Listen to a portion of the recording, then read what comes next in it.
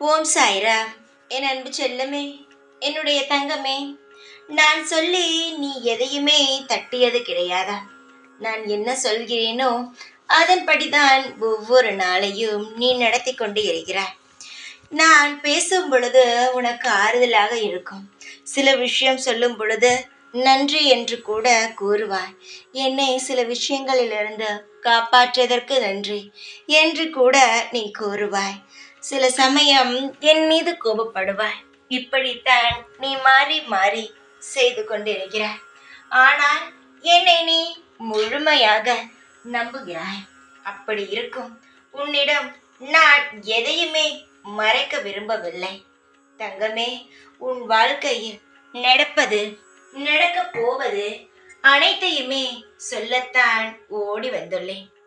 இந்த 1 மணி நேரம், அதாவது இந்த நிமிடத்திலிருந்து 1 மணி நேரம் எதுவுமே நீ செய்யாமல், அதாவது புதிதான ஒரு காரியம் எதுவும் செய்யாமல் அமைதியாக நீ உன்னுடைய எந்த வேலையை செய்கிறாயோ அதை மட்டும் செய்து கொண்டே இரு.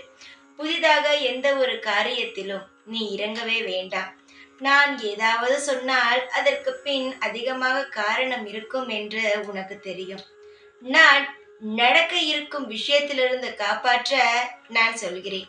அதனால் எதாக இருந்தாலும், ஏதாவது புதிதாக இப்பொழுது செய்யலாம் என்று முடிவு பண்ணியிருந்தாலும், யாராவது இதை செய் என்று சொன்னாலும் அதை செய்யாமல் 1 மணி நேரம் கழித்து செய்.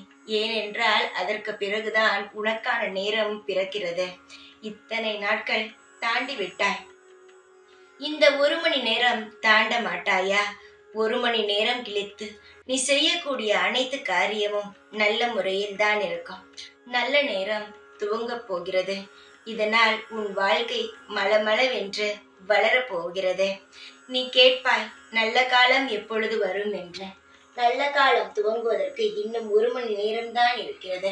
அதனால்தான் உனக்கு முன்பே வந்து சொல்லிவிட்டேன், நல்ல நேரம் துவங்க போகிறது, அமைதியாக இரு என்று. தங்கமே, உன்னுடைய ஆசைகள், உன்னுடைய அனைத்து விஷயமும் இனிதே நடக்க துவங்கும். பல நாளாக எல்லோரிடமும் அவமானமும் அசிங்கமும் பட்டு என்ன செய்ய போகிறோம் என்று கூட தெரியாமல் வெறும் வீட்டில் அமர்ந்து அழுது கொண்டிருக்கும் நீ புதிதாக நிறைய செயல்களை செய்ய உள்ளாய். காலம் முழுவதும் நிம்மதியாக வாழும் அளவுக்கு உன்னுடைய அனைத்து விதத்திலும் வசதிகள் வந்து குவியும் நேரம் வந்துவிட்டது. எனக்காக 1 மணி நேரம் எதுவும் செய்யாமல் இரு. அதற்கு பிறகு செய். நிச்சயமாக உன்னுடைய வாழ்க்கையில் இருக்கும் அனைத்தும் நல்லதாக நடக்கும். உன்னுடைய அப்பா நான் எது சொன்னாலும் உன்னுடைய நல்லதற்காக சொல்வி என்று நம்பு.